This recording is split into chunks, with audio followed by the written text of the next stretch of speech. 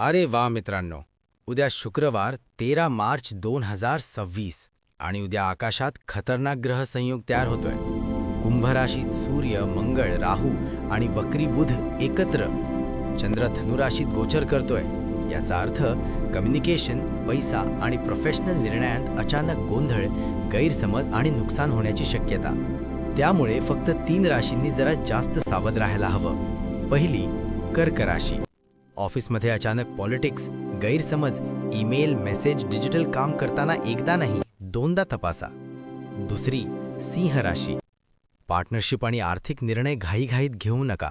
मंगळ राहूचा अहंकार वाढेल, मतभेद होतील.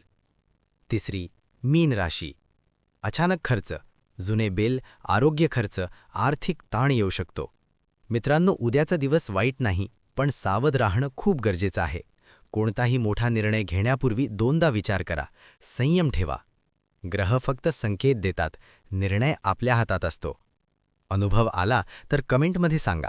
आणि अजून असेच अचूक अंदाज हवे असतील तर अमोघ चॅनलला आत्ताच सबस्क्राईब करा आणि बेल आयकॉन दाबा. उद्या सकाळी 6 वाजता पुन्हा भेटूया. तुमचा अमोघ. जय श्रीकृष्ण.